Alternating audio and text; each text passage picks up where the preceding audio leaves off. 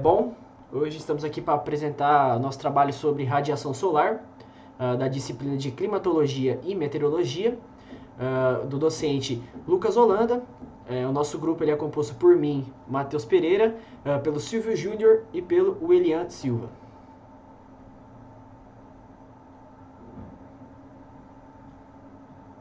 Bom, começando dando uma geral sobre o que é a radiação, né?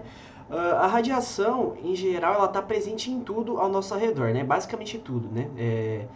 Desde que tenha menos de 200, mais de uma temperatura superior a 275 graus, a radiação ela já é presente. Aí ela vai variar se ela é uma radiação intensa, se é uma radiação mais fraca, mas ela vai estar presente em praticamente tudo ao nosso redor. Até porque temperaturas tão elevadas assim no nosso planeta, principalmente, é quase impossível de se alcançar, né?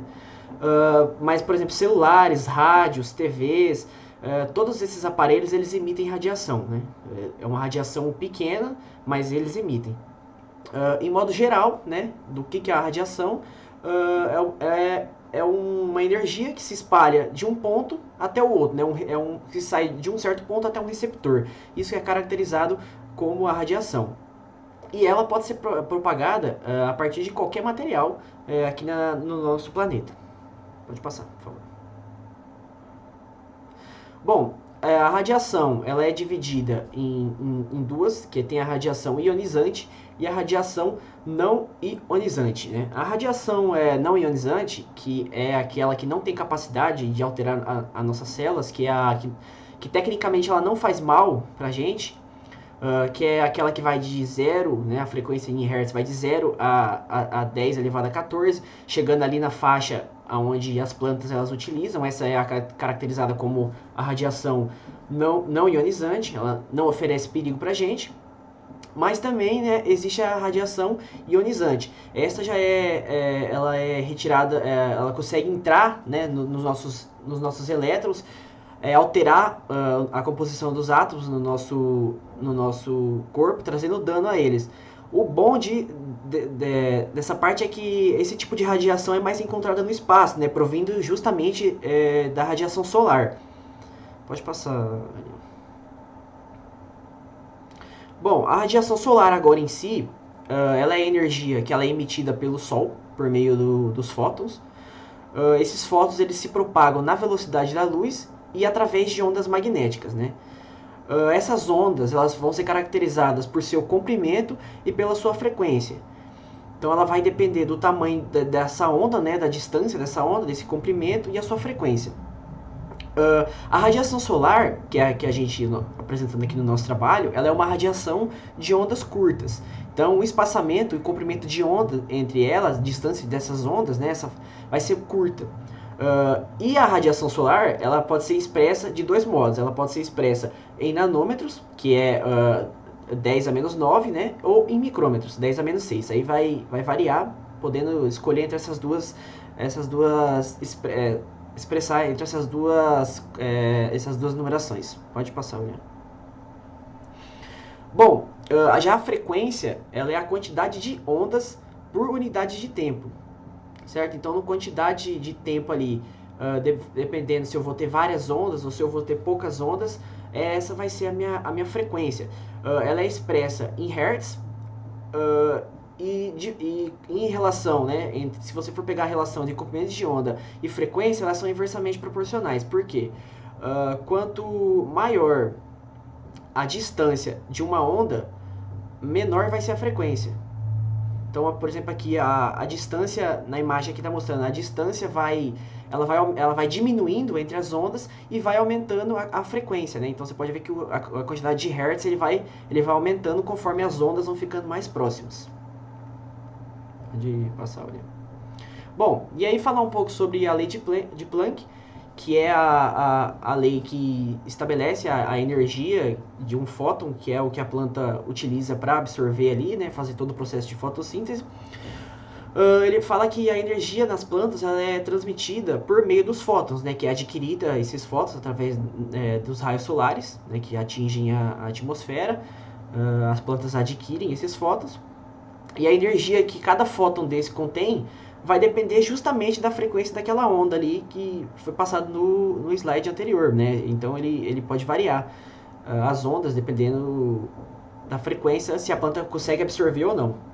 E quanto menor o comprimento de onda, maior a frequência e maior a energia do fóton, ou seja, né?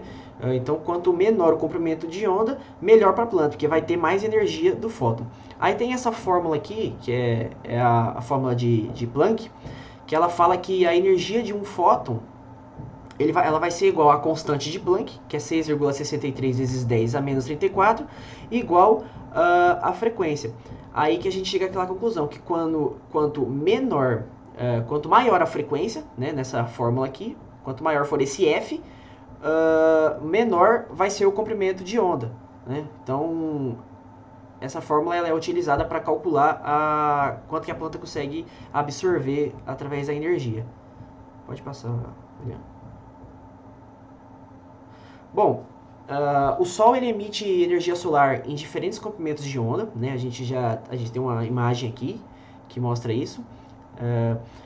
São desde luz visível até ultravioleta, raio-x, raios gamas. Isso são vários tipos de energia diferentes, de comprimentos de onda.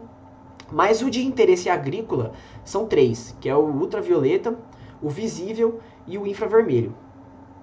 O ultravioleta ele possui um alto potencial energético, ele consegue dar ele proporciona um alto valor de energia para as plantas. Só que em contrapartida ele pode causar alguns problemas. Já a radiação visível, né, que é essa que a gente consegue enxergar, né, o nome já diz, com nossos olhos, é a que possui a energia para a fotossíntese, é através dela que a planta realiza a fotossíntese. Então ele realiza diversas mudanças na planta, nessa luz visível, como por exemplo a radiação vermelha, que atua na quebra da dormência de sementes. Então, aqui no caso do espectro, né, de onda de coloração vermelha, ela faz essa parte de quebra de dormência das plantas. Mas, por exemplo, a gente tem o azul. O azul ele participa ativamente do fototropismo e na abertura estomática das plantas. E aí vai variando, né? Cada cor dessa luz visível ela atua de um jeito na planta. Aí já a infravermelha, ela não produz fotossíntese, mas em contrapartida ela fornece calor aos processos metabólicos da planta. Pode passar.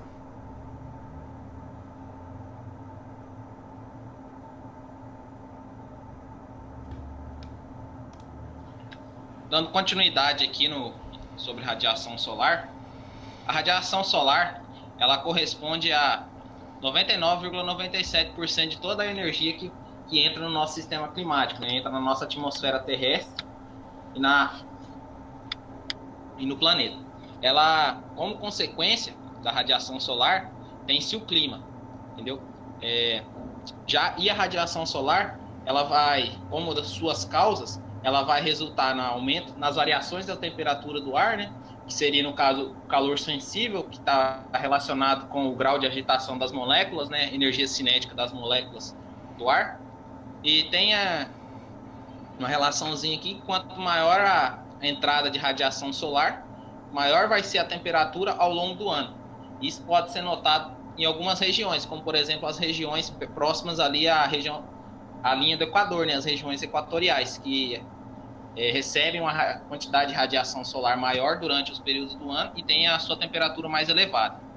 E o contrário também é verdade. Quanto menor a entrada de radiação solar, menor vai ser a temperatura anual. Você pode estar vendo ali você pode estar observando isso nas regiões que são mais próximas dos polos, ou um pouco mais afastadas da linha do Equador, como por exemplo, aqui no Brasil a gente tem as regiões temperadas, né, que estão mais no sul do país, e também é mais ao nordeste.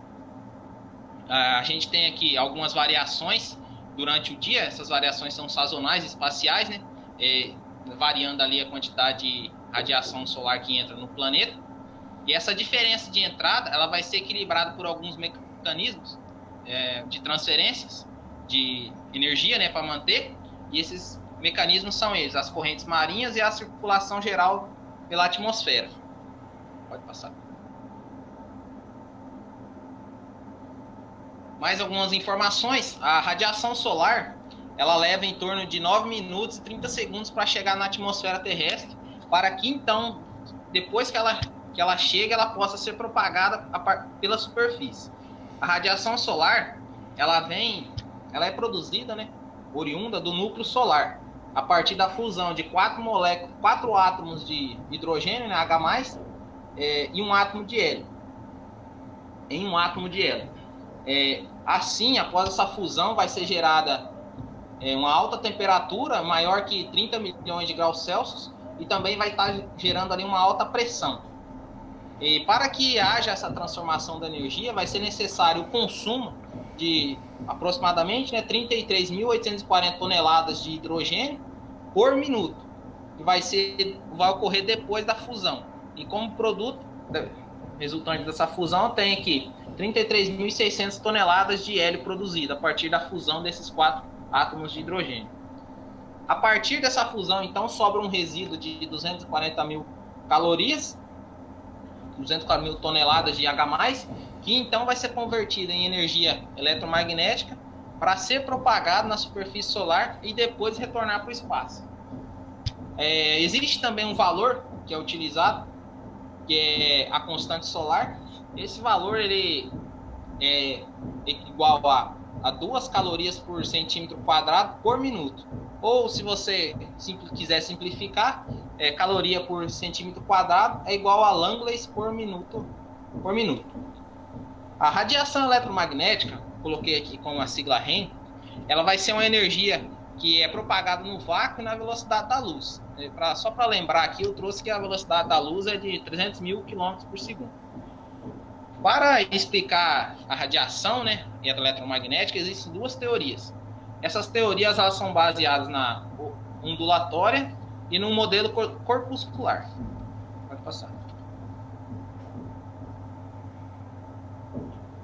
A teoria com base na ondulatória, ela vai estar correspondendo ali que toda forma de energia que vai ser propagada na luz, ela é propagada por meio de ondas. E onde uma é eletromagnética, constituída por 2 campos, um campo elétrico e um magnético. Por isso a fusão ali, eletromagnética.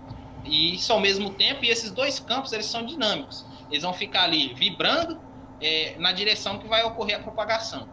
O comprimento dessa onda ele é representado por uma fórmula, né, a fórmula lambda, pelo símbolo lambda, e onde vai estar representando ali os pontos máximos sucessivos. A frequência vai ser o número de ondas que passa por um ponto no espaço por um determinado tempo, como o Matheus já citou ali atrás, hertz por segundo, por exemplo. E tem também aqui a fórmula, lambda igual a C por V, e tem aqui o espectro eletromagnético com os diferentes comprimentos de onda. Quanto maior, você pode ver aqui que vai reduzindo a frequência da onda conforme esse espectro vem para a direita aqui, ele vai aumentando, né? E com as variações nas cores de acordo com o comprimento da onda. Pode passar. Já o modelo corpuscular, ele afirma que toda onda emitida ou absorvida, nela vai haver uma transferência de energia no objeto emissor ou no objeto que está recebendo a luz, objeto absorvente. E para isso vai ser necessário entender então que a radiação eletromagnética não precisa ser entendida só como onda, mas também como uma corrente de partículas discretas, como citado lá um pouco lá atrás, são os chamados fótons. Para quantificar isso, a gente tem uma fórmula, que é a Q igual a H vezes V, onde o Q é a energia, o H é a constante de Planck, que é igual a 6,624 vezes 10 a menos 34 joules por segundo, e o V representando frequência, pode ser hertz. Bom, a energia eletromagnética ela é um conjunto de ondas elétricas magnéticas. O que vai estar diferenciando uma da outra vai ser as formas da radiação e o seu comprimento de onda, que assim vai estar compondo esse espectro eletromagnético, como vocês podem estar observando aqui na imagem. Você vê aqui que nesse espectro existem regiões onde a absorção atmosférica vai ser bem menor, né? Ou maior. Isso é o que a gente chama de janelas atmosféricas. Aqui, mais uma vez, os diferentes comprimentos de onda. Valeu? Aqui os diferentes comprimentos de onda, né? A luz visível. E de acordo com os seus nanômetros lá, os 10 a menos 9. Pode passar. Continuando aqui ainda no modelo corpuscular, ele diz que os processos de entrada de radiação solar e de saída por meio da irradiação terrestre são contínuos, né, constantes, e esses processos juntos eles vão estar ocasionando ali o balanço térmico de calor, e que ao longo de um tempo consideravelmente grande, o nível médio de energia calorífica nesse conjunto terrestre vai permanecer constante, praticamente constante, e de 100% de toda a radiação solar que chega na atmosfera da Terra, 50% vai interagir de modo direto com a atmosfera e os outros 50% vão interagir com a superfície terrestre. Com a interação entre a atmosfera, as nuvens ela tem uma certa reflexão, né? Que seria, no caso, 19% do espaço, e essas nuvens vão estar conseguindo absorver apenas 5%. Tem até um nome para isso aqui, que no caso seria o albedo. Esse albedo é o coeficiente de reflectância que cada objeto possui, e que quanto mais claro ele, maior essa reflectância. Já os demais gases ali que estão presentes na atmosfera, eles também vão estar conseguindo absorver essa radiação, vão absorver ali 20% e estar refletindo cerca de 6%. Somando ali um total de 25% de absorção de nuvem e gases.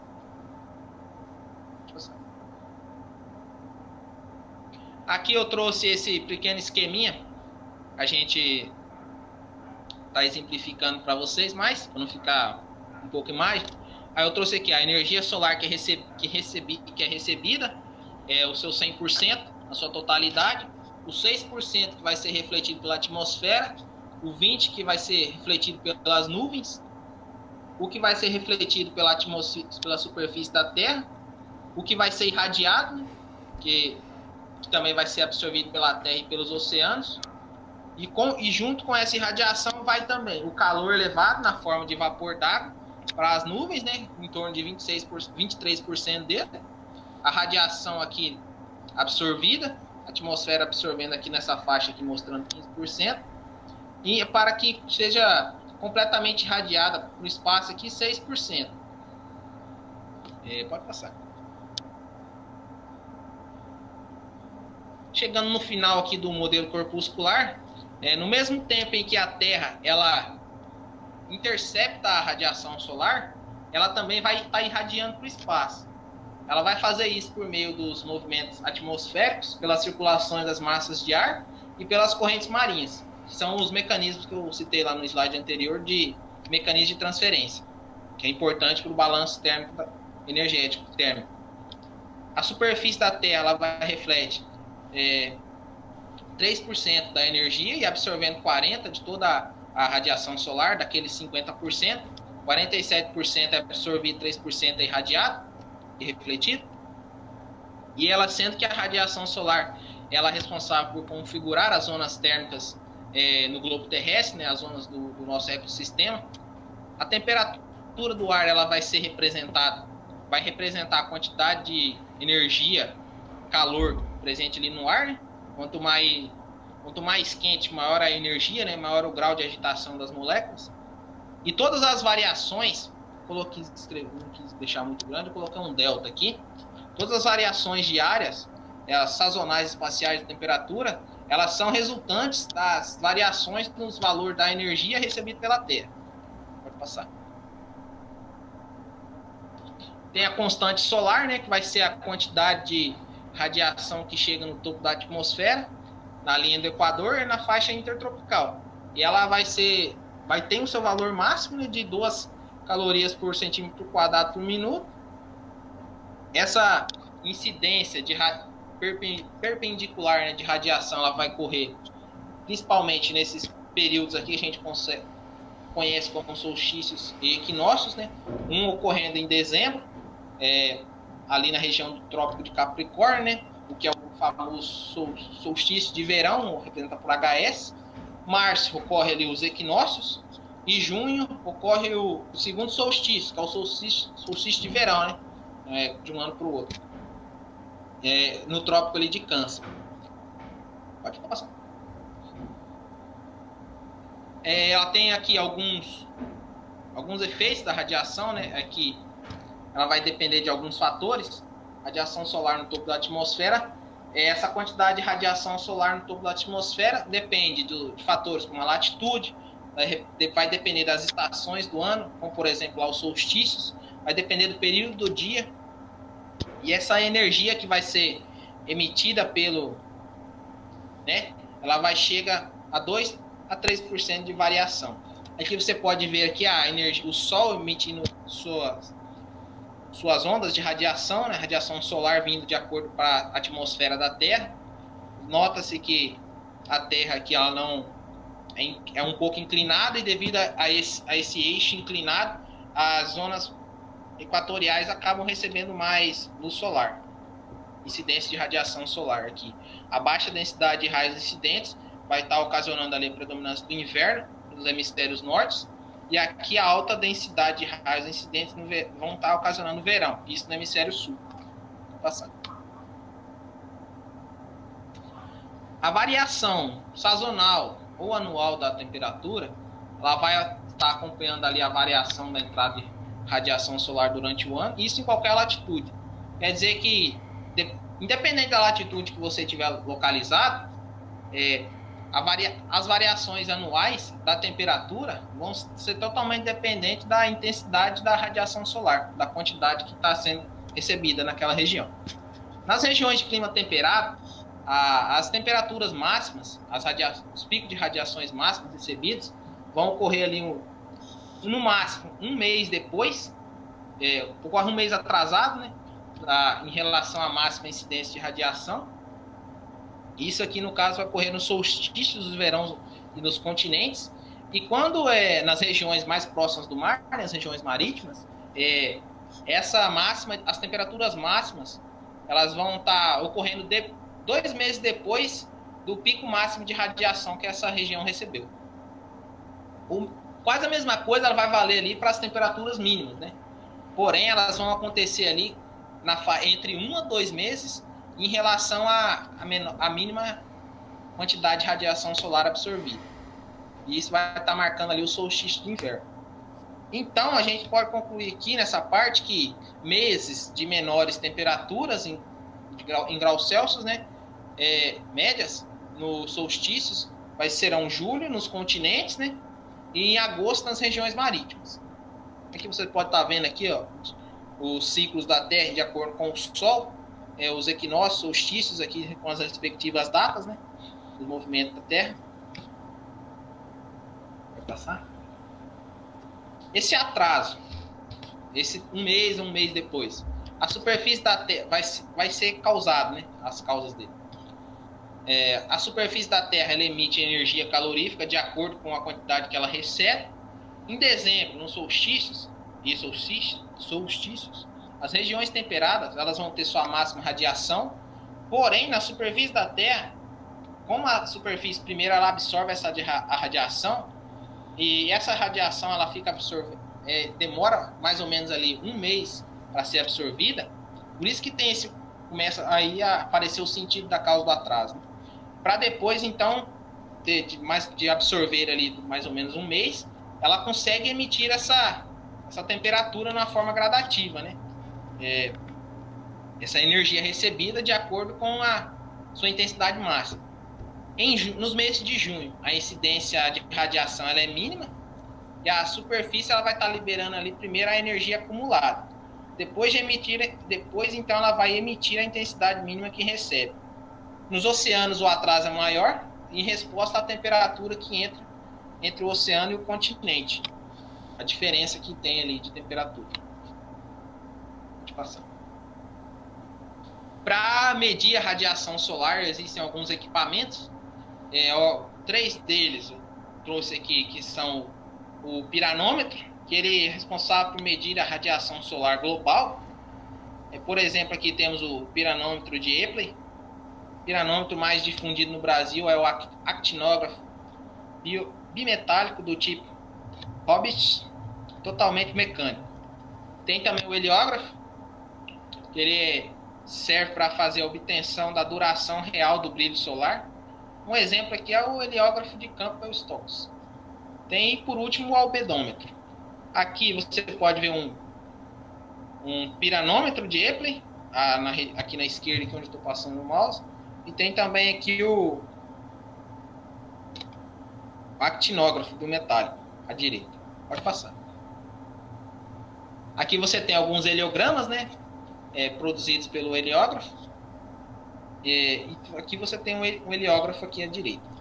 Pode passar. Por último, o albedômetro. Esse aqui é um modelo que eu peguei no livro, estava pesquisando, aqui é o modelo CM15 Keep and Zone.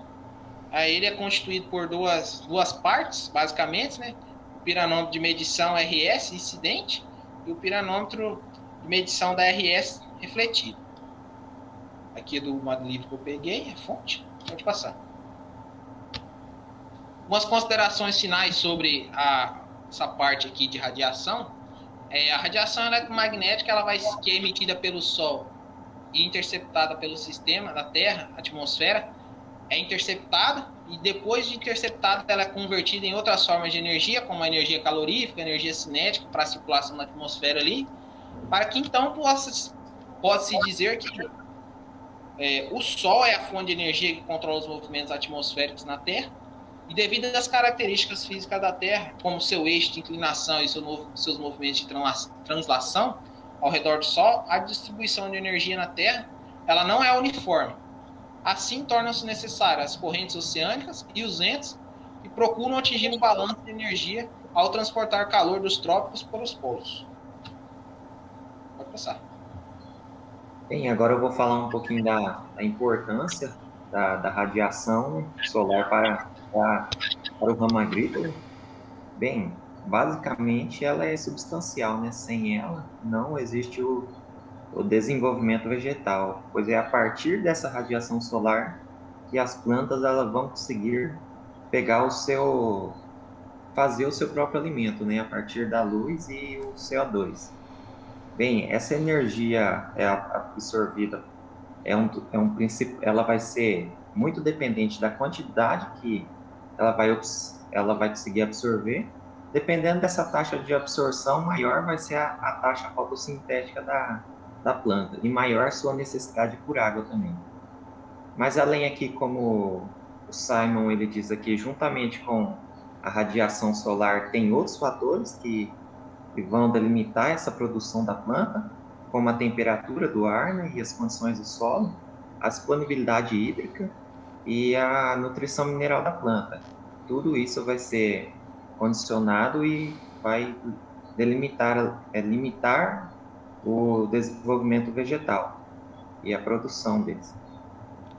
Bem, a radiação solar ela vai ser interceptada pela folhagem da planta, e essa radiação solar, como eu disse, ela vai ser a principal fonte de energia para os processos da fotossíntese da planta.